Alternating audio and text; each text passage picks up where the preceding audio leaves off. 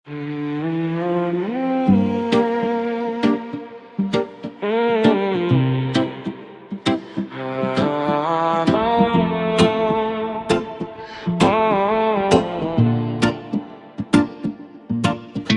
tagal kong dinala ang nakaraan, mga maling choices at sugat sa puso.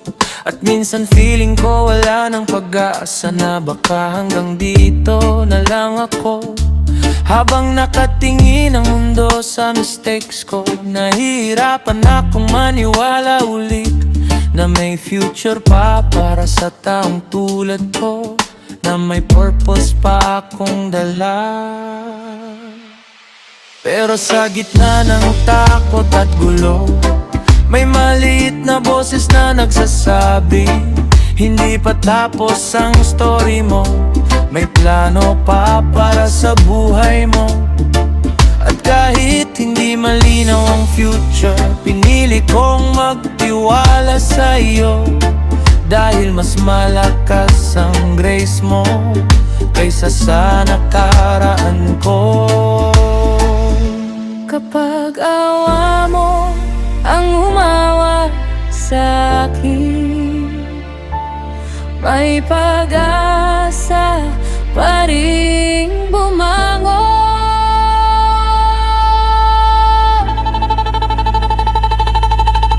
Diyos ko, hindi ako tapos sa Pasko, hindi doon magtatapos ang story ko.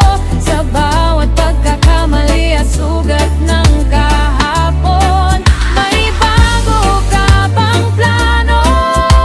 Hindi ako tapos sa Pasko, may redemption ka para sa akin. Sa bawat takot at guilt na dinadala ko, ikaw pa rin ang pag-asa ko. Hindi madaling magtiwala ulit, lalo na kapag maraming nasira. Pero habang mas lumalapit ako sa iyo, mas nabubuo ulit ang puso ko.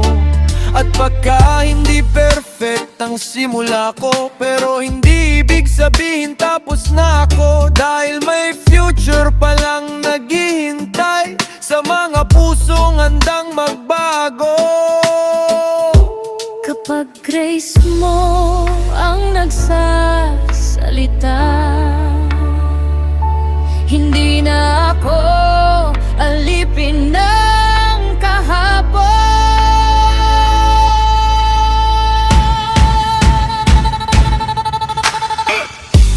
Hindi ako tapos sa Pasko, hindi doon magtatapos ang story ko.